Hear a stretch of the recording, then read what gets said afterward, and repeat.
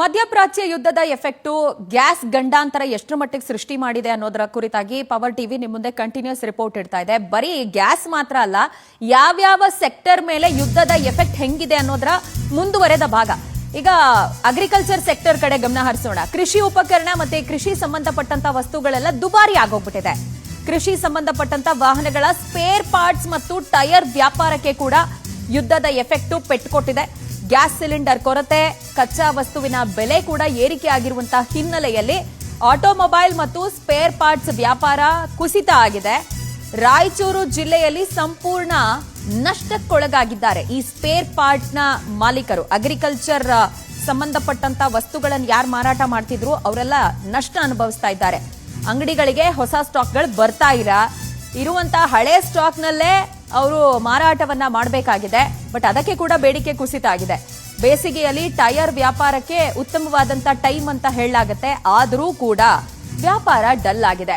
ಕೃಷಿ ಸಲಕರಣೆಗಳು ಮಾರುಕಟ್ಟೆಗೆ ಬರ್ತಾ ಇಲ್ಲ.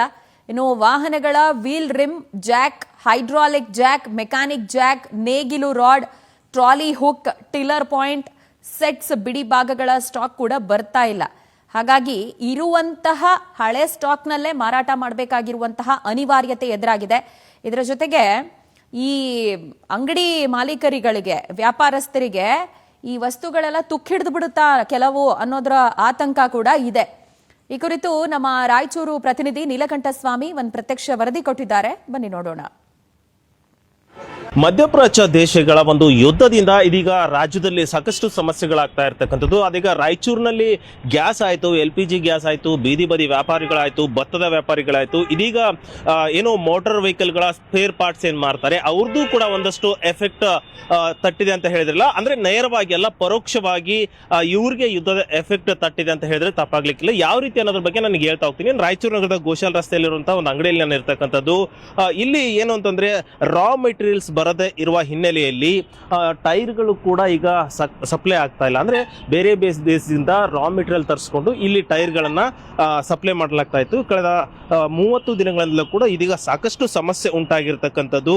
ಅದರ ಜೊತೆಗೆ ಏನು ಸ್ಪೇರ್ ಪಾರ್ಟ್ಸ್ಗಳಿದಾವೆ, ಆ ಒಂದು ಸ್ಪೇರ್ ಪಾರ್ಟ್ಸ್ ಅಂಗಡಿಗಳಲ್ಲೂ ಕೂಡ ಸಾಕಷ್ಟು ಸಮಸ್ಯೆಗಳು ಎದುರಾಗಿರ್ತಕ್ಕಂಥದ್ದು. ಯಾವ ರೀತಿ ಅಂತಂದ್ರೆ, ಈಗ ದೊಡ್ಡ ಲಾರಿ ಮತ್ತು ವ್ಯಾನ್ಗಳಂತಹ ಒಂದು ವೆಹಿಕಲ್ಗಳಿರ್ತವೆ, ಅವುಗಳ ಒಂದು ಏನು ಮ್ಯಾಕ್ ವೀಲ್ ಅಂತ ಏನು ಕರಿತೀವಿ, ಆ ವೀಲ್ಗಳು ಏನಿರುತ್ತೆ, ವೀಲ್ ರಿಕ್ಸ್ ಅಂತ ಏನ್ ಕರಿತೀವಿ, ಅವೆಲ್ಲವುಗಳು ಕೂಡ ಪ್ರೆಸ್ಸಿಂಗ್ ಅಂದ್ರೆ ಗ್ಯಾಸ್ ಪ್ರೆಸ್ಸಿಂಗ್ ಇಂದ ಮಾಡ್ಲಾಗ್ತಕ್ಕಂಥದ್ದು. ಅದ್ರ ಜೊತೆಗೆ ಇಲ್ಲಿ ಬಣ್ಣಗಳು ಕೂಡ ಮಾಡ್ತಾ ಇದ್ರೆ, ಆ ಒಂದು ಕಲರಿಂಗ್ ಮಾಡೋದಕ್ಕೂ ಕೂಡ ಗ್ಯಾಸ್ ಬೇಕು.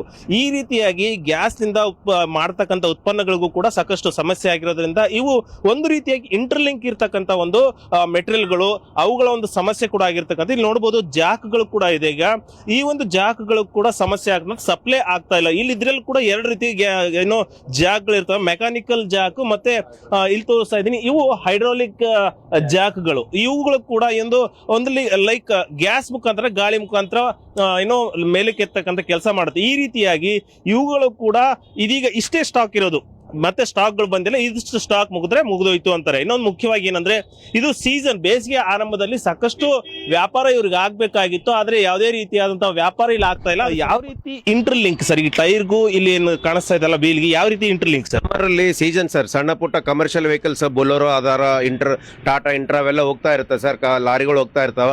ಹೈಯೆಸ್ಟ್ ಹೀಟ್ ನಮ್ಮ ರಾಯಚೂರು ಅಂತ ಹೀಟ್ ಭಾಳ, ಬೇಸಿಗೆದಲ್ಲಿ ಭಾಳ ಹೀಟಾಗಿ ಒಡೆದೋಗ್ತಾ ಇರ್ತಾವೆ ಟೈರು. ಆ ಟೈರ್ ಒಡೆದೋದ್ರೆ ಡಿಸ್ಕ್ನೂ ಹೋಗುತ್ತೆ. ಅದು ವೀಲ್ ಡ್ರಿಮ್ಸ್ ಇದ್ರೆ ಟೈರ್ ತೊಗೊಳ್ತಾರೆ, ಟೈರ್ ಇದ್ರೆ ವೀಲ್ ಡ್ರಿಮ್ಸ್ ತೊಗೊಳ್ತಾರೆ. ಇದು ಇಂಟರ್ಲಿಂಕ್ ಸರ್ ಇದೆಲ್ಲ. ಅದರಿಂದ ಟೈರ್ ಬಿಚ್ಚಲಿಕ್ಕೆ ಜಾಕ್ಸ್ ಬೇಕು. ಜಾಕ್ಸ್ಲಿಂದ ಹೈಡ್ರಾಲಿಕ್ ಜಾಕ್, ಈಗ ಸಮ್ಮರಲ್ಲಿ ಮೆಕ್ಯಾನಿಕ್ ಜಾಕ್ ಎತ್ತಲಿಕ್ಕೆ ಬಲ ಇರಲ್ಲ, ಅದ್ರ ಸಲುವಾಗಿ ಹೈಡ್ರಾಲಿಕ್ ಜಾಕ್ಸ್ ಇದೆ. ಹೈಡ್ರಾಲಿಕ್ ಜಾಕಲ್ಲಿ ಗ್ಯಾಸ್ ಜಾಕ್ಸ್ ಬರುತ್ತೆ, ಲುಬ್ರಿಕೆಂಟ್ ಜಾಕ್ಸ್ ಬರುತ್ತೆ. ಅವೆಲ್ಲ ಈಗೆಲ್ಲ ಶಾರ್ಟೇಜ್ ಆಗಿದೆ ಸರ್. ಪ್ಲಸ್ ಏನಾದರೂ ಪೇಂಟೆಡ್ ಐಟಮ್ಸ್ ಏನಿರುತ್ತೆ, ಪೇಂಟ್ ಐಟಮ್ಸ್ಗೆ ಗ್ಯಾಸ್ ಕಂಪಲ್ಸರಿ ಬೇಕು ಸರ್ ಇಂಡಸ್ಟ್ರಿಯಲ್ಲಿಗೆ. ಅವೆಲ್ಲ ಈಗ ಅವ್ರು ಹೇಳ್ತಾ ಇದ್ದಾರೆ, ಇವಾಗಿಂದ ಆ್ಯಕ್ಚುಲಿ ಮೋರ್ ದೆನ್ 45 ಡೇಸ್ ಆಯ್ತು ಸರ್ ನಮಗೆ ಸಪ್ಲೈ ಇಲ್ಲ. ಅವ್ರು ಏನು ಹೇಳ್ತಾ ಇದ್ದಾರೆ, 15 to 25% ಪ್ರೈಸ್ ಇನ್ಕ್ರೀಸ್ ಆಗುತ್ತೆ. ಇದು ನೇರವಾಗಿ ರೈತರ ಮೇಲೇ ಪರಿಣಾಮ ತೋರಿಸುತ್ತೆ ಸರ್. ಇದರಿಂದ ನಮ್ಗೆ ಬಾಡಿಗೆ ಕಟ್ಟಲಿಕ್ಕೆ ನಮ್ಗೆ ವ್ಯಾಪಾರ ಆಗ್ತಾ ಇಲ್ಲ. ಬಾಡಿಗೆ ಕಟ್ಟಲಿಕ್ಕೂ ಭಾಳ ತ್ರಾಸ ಆಗುತ್ತೆ ಸರ್ ಇನ್ನು ಮುಂದೆ. ಇಲ್ಲಿ ಇವ್ರು ಹೇಳ್ತಿರೋದು ಏನು ಅಂತಂದ್ರೆ ಒಟ್ಟಾರೆಯಾಗಿ ಇಂಡೈರೆಕ್ಟ್ ಆಗಿ ಅಂದ್ರೆ ಡೈರೆಕ್ಟ್ ಆಗಿ ಇಲ್ಲಿ ಪರಿಣಾಮ ಬೀರಿಲ್ಲ, ಇಂಡೈರೆಕ್ಟ್ ಆಗಿ ಬೇರೆ ಬೇರೆ ಒಂದು ರೈತರ ಸಾಮಗ್ರಿಗಳಿರ್ಬೋದು, ಭಾರಿ ವಾಹನಗಳ ಸಾಮಗ್ರಿಗಳು ಸೇರಿದಂತೆ ಸಾಕಷ್ಟು ಅಂದ್ರೆ ಸಣ್ಣ ಟೂಲ್ ಬಾಕ್ಸ್ಗಳ ಮೇಲೂ ಕೂಡ ಇಲ್ಲಿ ಪರಿಣಾಮ ಬೀರ್ತಾ ಇದೆ. ಇರೋಷ್ಟು ಮಾತ್ರ ಮಾರ್ಕೋಬೇಕು, ಅದು ಕೂಡ ರೇಟ್ ಜಾಸ್ತಿ ಆಗ್ತಾ ಇದೆ. ಹಾಗಾಗಿ ನಮಗೆ ಕಳೆದ 45 ದಿನದಿಂದ ವ್ಯಾಪಾರ ಆಗ್ತಿಲ್ಲ, ಸಾಲ ಮಾಡಿ ನಾವು ಬಾಡಿಗೆ ಕಟ್ಟುವಂತ ಪರಿಸ್ಥಿತಿಗೆ ಬಂದಿದೀವಿ ಅನ್ನೋ ಒಂದು ಮಾತನ್ನ ಹೇಳ್ತಿದ್ರೆ. ಹಾಗಾಗಿ ಈ ಯುದ್ಧದ ಪರಿಣಾಮ ಎಲ್ಲಾ ಒಂದು ಕ್ಷೇತ್ರಗಳಿಗೂ ವ್ಯಾಪಿಸಿರ್ತಕ್ಕಂಥದ್ದು. ಆದಷ್ಟು ಬೇಗ ಈ ಯುದ್ಧ ಮುಗಿದು ಮತ್ತೆ ಯಥಾಸ್ಥಿತಿಗೆ ಬರಲಿ ಅನ್ನೋದು ಸಾಕಷ್ಟು ಜನರ ಒಂದು ಮನದಾಳದ ಮಾತಾಗಿರ್ತಕ್ಕಂಥದ್ದು. ನೋಡೋಣ ಯಾವ ರೀತಿಯಾಗಿ ಮುಂದಿನ ದಿನಗಳಲ್ಲಿ ಇರುತ್ತೆ ಅನ್ನೋದು. ವಿಡಿಯೋ ಜರ್ನಲಿಸ್ಟ್ ಅಬ್ದುಲ್ ಖಾದರ್ ಜೊತೆ ನೀಲ್ಕಂಠ ಸ್ವಾಮಿ, ದಿನ್ನಿ ಪವರ್ ಟಿವಿ, ರಾಯಚೂರು.